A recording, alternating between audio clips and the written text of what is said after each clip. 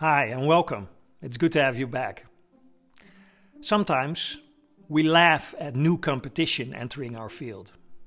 They're a bunch of amateurs, they don't know how it's really done. But if you find yourself trash-talking new competition, you may want to think again. And this story about a 1970 digital watch will tell us why. On a May evening in 1970, the head of R&D of an American watch company was the guest on Johnny Carson's Tonight Show, and he was showing off a prototype of a fully digital watch they had been developing for some time. It used LED technology to show time, but this was so power hungry that you had to push a button on the side in order for it to light up and tell time. If it were not for this button, this watch would run out of batteries in just a few days' time. Well, Johnny wasn't too impressed. He tossed the golden prototype aside while stating, well, this is not gonna put Mickey Mouse out of business. The price tag also didn't help. For the $2,100 they were asking for the watch, you could buy a new family car in 1970. If you try to get into the head of a Swiss watchmaker in those days, you can probably easily understand their reaction to this kind of novelty.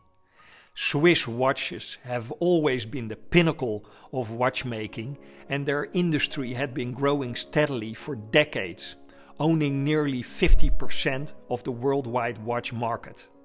How could a battery-operated gadget that you had to push in order to tell time ever be a threat? Well, the LED watches actually got some traction in the 1970s, being the ultimate in cool space technology. James Bond sported a pulsar LED watch in Live and Let Die, and President Gerald Ford wore one. The watch had kind of a cult following. But technology progressed and the power-hungry LED screen was replaced by the more power-efficient LCD technology. And that's when things got really ugly for the Swiss. This is a Casio F91W, and I bought one just like this in 1990. I thought it was the coolest watch ever. I know, don't judge me. I still use it every once in a while when I'm doing sort of a digital detox, and the watch is a perfect showcase of what happened to watchmaking in the 1970s and 1980s. This watch I bought for less than $10. It runs 2 to 3 years on a single battery, it's waterproof and it's never off. To this day, Casio produces over 3 million of these each year, and that's just this model. For people just wanting a functional watch, LCD and quartz technology made for an easy choice.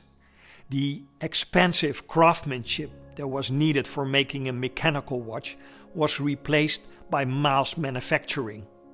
And the result is what the Swiss have called the Quartz Crisis. Here you can see what happened in those years. The number of exported watches plummeted, and by 1983, more than 1,000 of the original 1,600 Swiss manufacturers were out of business.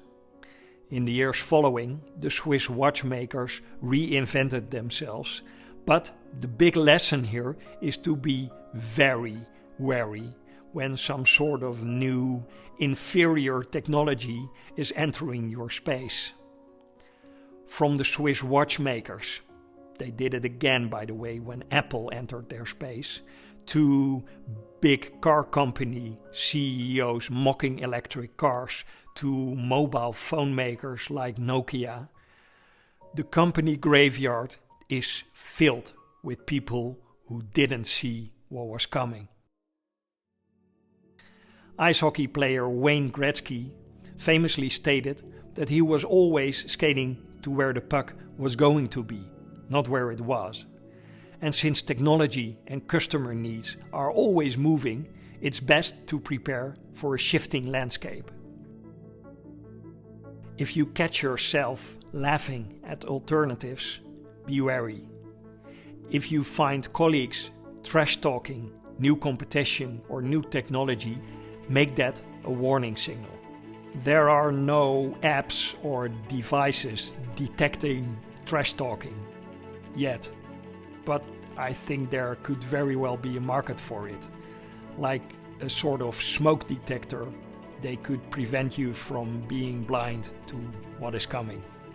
To stay relevant, keep evolving, keep moving, always be innovating.